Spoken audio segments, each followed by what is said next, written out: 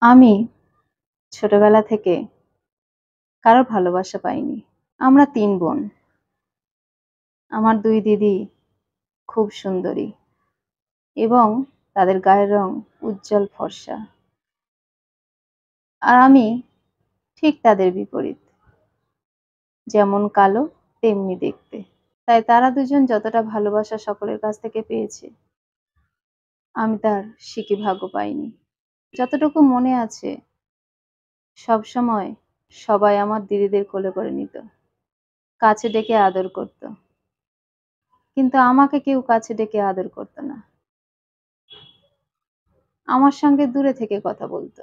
এইভাবে সকলের অবহেলা পেতে পেতে বড় হয়েছি।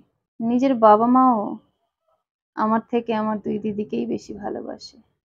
এমনকি বিয়ের সময় আমাকে কেউ পছন্দ করছে না বলে আমাকে যেমন তেমন ছেলে দেখে বিয়ে দিয়ে দিল। আর দিদিদের স্বামীরা সবাই চাকরি করে। মনে মনে একটা কথাই ভাবতাম, ভগবানকে দোষারোপ করে বলতাম যে, ভগবান সব দিক থেকে আমার খারাপ দিলে তুমি। না দেখতে ভালো, না গায়ের রং ভালো। এমনকি বিয়েটা হলো যার সঙ্গে, সেও কোনো ভালো কাজ করে না। না পেয়েছি বাপের বাড়িতে ভালোবাসা, আর না পেলাম শ্বশুর বাড়িতে কারোর ভালোবাসা। আমার জীবনটা এতটা খারাপভাবে তৈরি করলে কেন ভগবান? সবসময় আমি এই আফসোস করতাম। কিন্তু আমার একটা উপলব্ধি হলো। আমি একদিন রাস্তাতে বেরিয়েছি, দেখলাম একজন অন্ধ মানুষ রাস্তায় বসে ভিক্ষে করছে। কোনো মানুষ তাকে যদি টাকা দিয়ে সাহায্য করে, তবে তার উপকার হবে। সেই মানুষটার দুটো চোখ নেই। আমার তো তবু দুটো চোখ ভগবান দিয়েছে। তারপর আবারও দেখলাম একজন মানুষের একটা পা নেই। সেই মানুষটার হাঁটাচলা করতে যে কি কষ্ট, সেটা উপলব্ধি করলাম। সেখান থেকে বুঝলাম ভগবান আমার দুটো পা দিয়েছে। আমার শরীরে সমস্ত অঙ্গই ভগবান ঠিক ঠিক দিয়েছে। যাদের চোখ নেই, হাত নেই, পা নেই, তাদের মতো তো অবস্থা আমার নয়।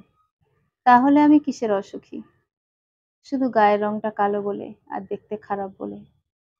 আজকের থেকে আমি আর এগুলো নিয়ে ভাববো না। যাদের চোখ নেই তারা যদি ভালো থাকতে পারে, যাদের পা নেই তারা যদি ঠিকমতো থাকতে পারে, যাদের হাত নেই তারাও যদি স্বাভাবিকভাবে বাঁচতে পারে, আমি তো তাদের থেকে অনেক ভালো আছি। সেই দিনের পর থেকে আমার মনে যত কষ্ট ছিল, সবগুলোকে দূরে সরিয়ে দিলাম। যে বাবা-মা আমার থেকে আর ২ মেয়েকে বেশি ভালোবাসতো, তাদের বিয়েতে যথেষ্ট পরিমাণ গয়না থেকে শুরু করে সবকিছু দিয়েছিল। মেয়েদেরকে মনের মতো ছেলে দেখে বিয়ে দিয়েছিল। তারা বাবা-মার অসুখ হওয়ার সময় একবার করে এসে দেখে যেত। কাছে থেকে সেবা করার মতো সময় তাদের ছিল না। আর যে মেয়েকে সারা জীবন অবহেলা করেছে, কুৎসিত কালো বলে দূরে সরিয়ে রেখেছিল, সেই মেয়ে, সেই জামাই তাদেরকে সেবা করছে। বাবা-মার কাছে গিয়ে থাকার সময় আমার নেই। কিন্তু বাবা-মাকে আমার কাছে নিয়ে চলে গেলাম। আমার স্বামী চাকরি করে না।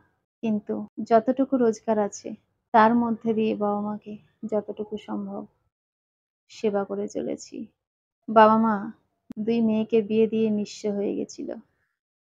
তাই আমার বিয়েতে শুধুমাত্র আমার একটা গলার চেন ছাড়া আর আমার স্বামীর হাতের আংটি ছাড়া কিছু দিতে পারেনি।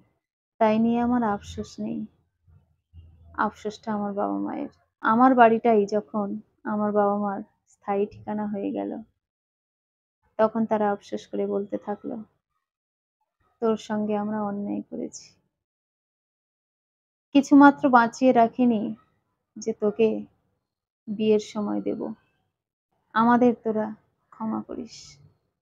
আমার স্বামী আর আমি দুজনেই বললাম, কিচ্ছু লাগবে না। তোমাদের আশীর্বাদটুকু থাকলেই হবে। বাবা-মা তো বাবা-মাই হয়।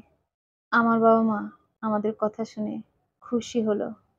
কিন্তু মনে মনে নিজেদেরকেই শুধু দোষ দিতে থাকলো। আমার বাড়িতে আসার পর থেকে আমার ২ দিদি জামাইবাবু কেউ বাবা-মাকে দেখতে আসেনি। কারণ তাদের সময় নেই। আমার শ্বশুর-শাশুড়ি আর বাবা-মা এই ৪ জনকে নিয়ে আমার আর আমার স্বামীর সংসার। আর আমাদের একমাত্র সন্তান আমাদের মেয়ে। আমরা সবাই মিলে বেশ ভালো আছি। ভগবান আমার রূপ দেয়নি, সৌন্দর্য দেয়নি। কিন্তু তাছাড়া আমাকে সবকিছু দিয়েছে। আমরা দুজন আমাদের দুজনের বাবা-মাদের নিয়ে বেশ ভালো আছি। কলমে ও কণ্ঠে সোমা।